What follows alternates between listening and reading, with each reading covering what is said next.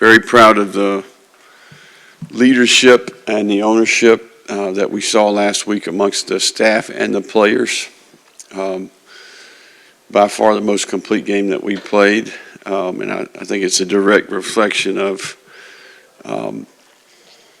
applied leadership, right? I think amongst the staff and players, people did a really good job. In their position in particular, all the people that they directly affect, I thought it was the reason that we played well. So great week of work last week from an energy and urgency standpoint. I do think we started fast in the game, which was a focal point. We controlled the line of scrimmage on both sides of the ball, controlled the edges. We were the most physical team, and we felt like that combined with turnover margin would be critical. Few plays in special teams that we need to detail up and coach better. But outside of that, you know, 6 quarters in a row here, we've shut the opponent out. We're playing better on defense situationally.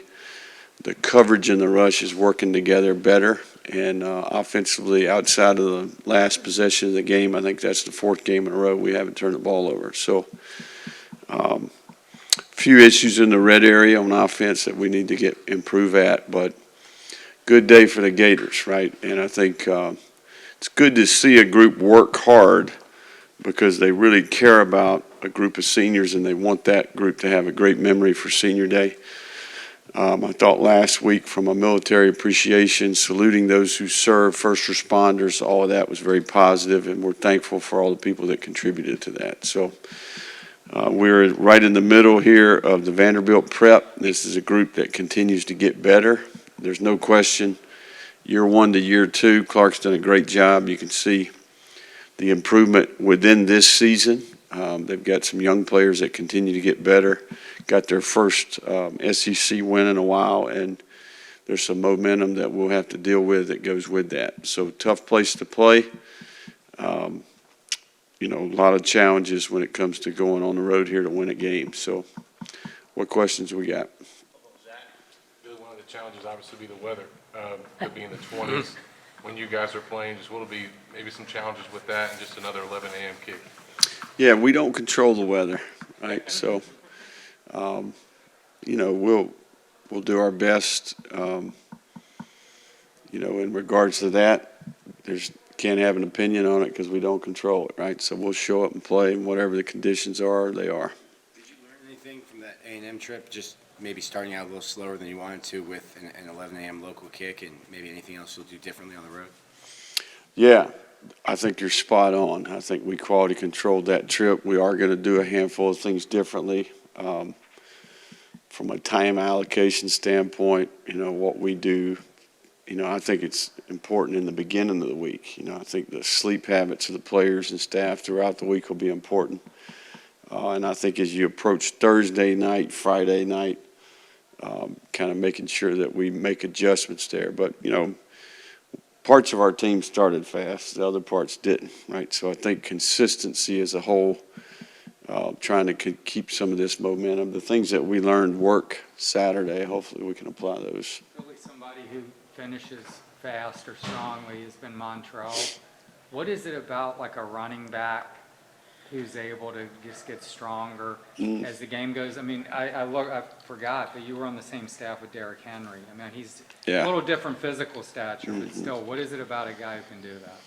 Yeah, I think that's a heck of a question. You know, I think that that is definitely true. You know, I think, and those players would tell you that they get more comfortable with more carries.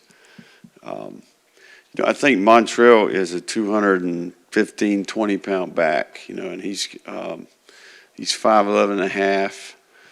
You know, he's not a burner. He's 21 and a half miles an hour. I think he hit in full gear the other day, which is good. But he's got really good instincts and vision. I think he anticipates contact. He's got really good contact balance. I think Montrell Johnson's effective because he's a great person, right? Like this guy's a very disciplined guy. He's got character. He's very smart. He's one of the best practice players that we have. And he's in year 2 of his career, right? I think last year he kind of got a feel for it.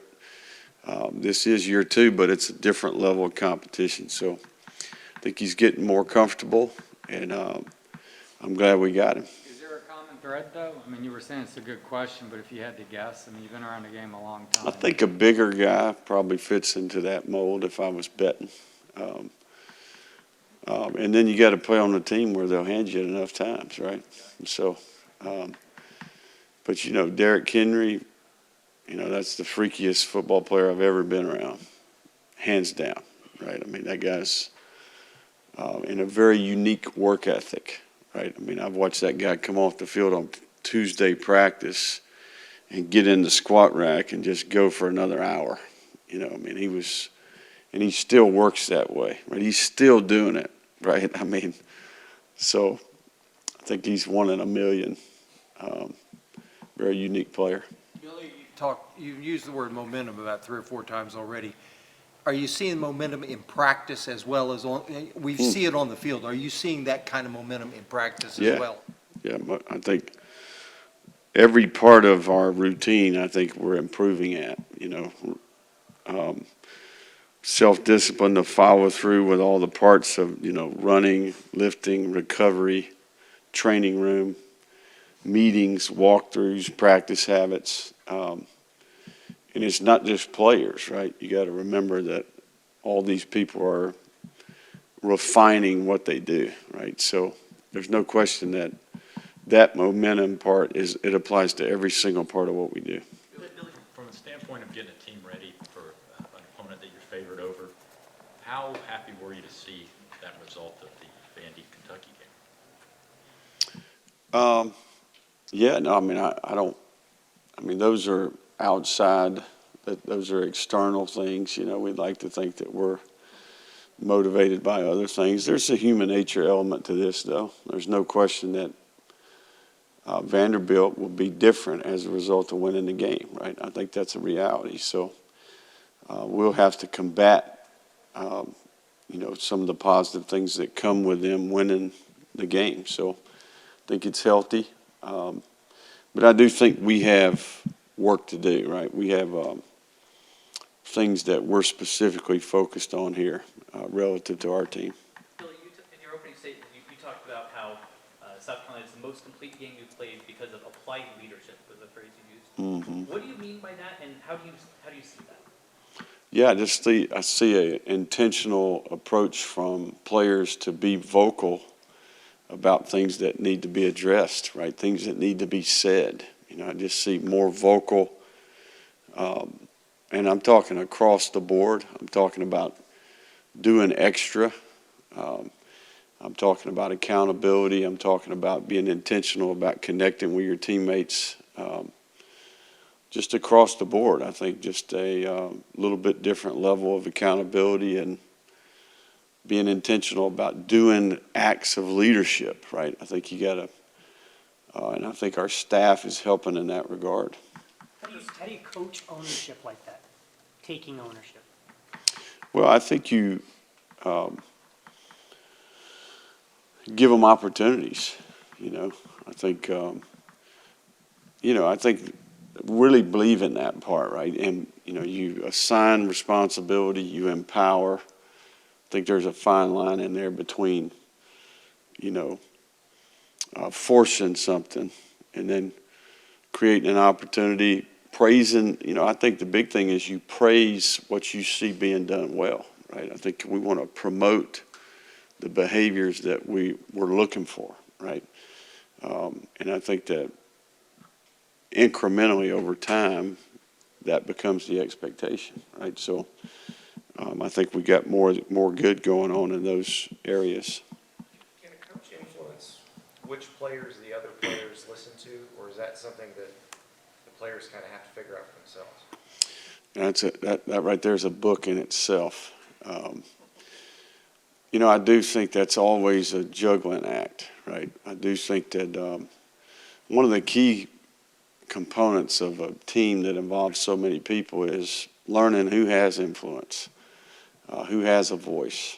And then I do think that, that person's example is probably the most impactful part, right? If that person has influence, if that person has a voice, if they have the ability to affect other people, their words and actions matching up, right? Their consistency in their approach, right? Their character not being compromised maybe by saying something that's out of line or doing something that goes against maybe what you're trying to create. I think that's probably the most important thing. And I think that's where our issues have been in the past, and that's what we're trying to correct and get back on the right path. Seems like there's a lot more kind of gang tackling effort, guys to the ball. How much of that is an effort thing, or how much of that is maybe guys getting comfortable with the system too? I think there's a little bit of both, but I do think you're spot on. I think the pursuit is better, the energy is better, and I really believe this. Like, it's year one in a new system, but information, knowledge, when applied, right, can make a difference. So if I'm processing quicker, if I'm communicating better, if I'm anticipating, I get more production, right? And there's a compound effect. If each individual is doing that, I think there is a result that comes with that, right? So I think we've got a group. Also, we haven't been very good, right? So I think there's a little bit of a pride element there. And I think we've got good leadership on that side of the ball within each room, with, coaching and players, being more vocal about the things that they know can be done better. And how do you carry that over dealing with Wright, who's a pretty dangerous runner? Yeah, no, I think it's one of the things that's tough about Vanderbilt is the uniqueness of him as a player, right? So that'll be part of the strategy within the game. You mentioned keeping it technical. Is there something, and this is not just an Anthony Richardson question, is there something in season you can do to help a quarterback's accuracy, or is that a high rep, high volume, off season type of thing? I think that, being accurate is physical and mental, if that makes sense. I think there's so much that happens in a very small amount of time, relative to declaring where I'm going with the ball, and from the ground up, everything being synchronized, starting between the ears and then fundamentally from the feet all the way to the ball coming out of your hand. I think so. I think it's mental and physical. And that's why it's the most challenging thing to do in all sports, right? But I think it's a good question. Do you have a completion percentage threshold you'd like him to hit? Do you have like a number? It always varies by throw, but QBR is really where 145 plus is the number that we kind of hang our hat on. A lot of things affect that, right? Completion percentage being one of those, but ultimately, heavy factor in that is touchdown to interception ratio as well, right? So explosive plays influence that number. So I think overall, We know about how many times has he hit it?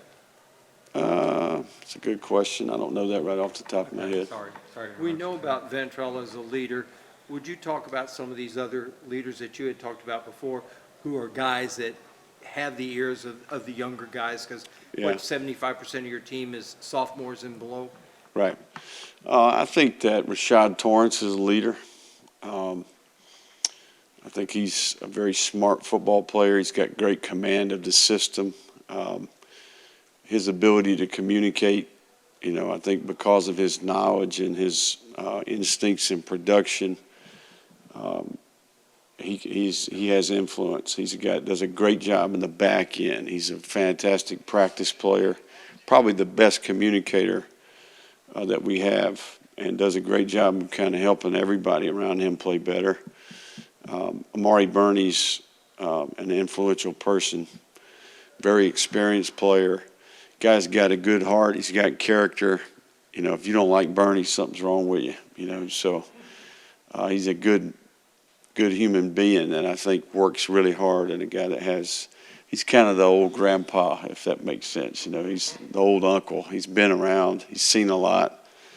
I think he sees the big picture. Javon Dexter, I think, is a young man who's growing in that role. He's getting comfortable with his voice. I do think my man AP Powell has some influence. I think he's a guy that is capable in that area. I'm just thinking about defense in particular because I think that's the area where we've grown the most. Offensively, there are parts of our team. Anthony Richardson, I think, is really emerging as a guy that is developing that skill set as a leader. He's getting more comfortable in his role,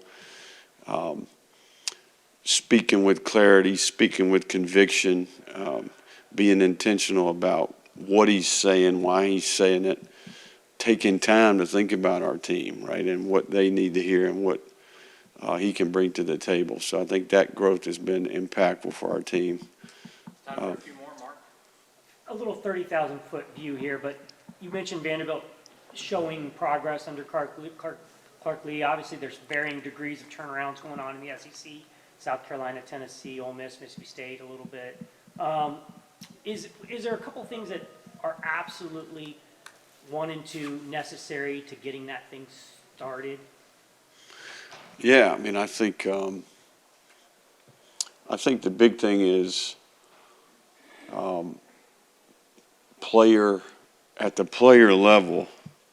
At some point, you've got to have a nucleus of players that say we're going to do this, right? The coaching.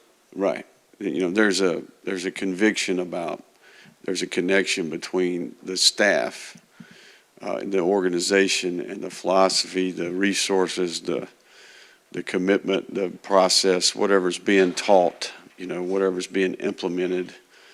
But I think I go back to number one on the list, okay, is that there's a sincere approach, right? There's a care for the player more than just football, right? There's a plan for who they are as people from a long game, there is a investment in their character. There is a prioritizing their education. I think that equipping them, educating them, creating experiences for them. And then ultimately, if you have that sincere approach and they really believe that you care about them and that there is a plan for those areas, then you got to know what you're talking about, right? There's got to be a competency relative to, yeah, this guy cares and he can help me play better, right? Because ultimately you can't have one and not have the other. I think at some point, hey, I like you, but you can't help me, so, or, you can help me, but man, you don't care about me, So I think that trust is a big part of that, but those are two things in particular I think matter. You mentioned We'll close with that. the red zone offense. What do you feel like have been some of the recent issues, and what do they need to do to improve? Yeah, Saturday in particular, we had the last couple of weeks. It's been penalties. We had procedure penalties. Had a handful of mental errors. Nothing to do with the opponent, which is the frustrating part, right? So those are all things that we can coach better. I think those are all things that I think we can help the players with. And when you get in a goal line situation, after seeing what we saw Saturday from Desmond Watson, what was your consideration? Yeah. Always have a running deal with the defensive players, right? If we're top 10 in the country in scoring defense and total defense, we'll put defensive players on the goal line package. So hopefully that day's coming. All right, thank you, Coach. You coach at Clemson, but you're probably too young to remember the fridge. Do you remember? Oh, heck yeah, I remember the fridge, yeah. Believe it or not, we, I won't say that, but yes, well aware of the fridge. Thank you, guys. Thank you all.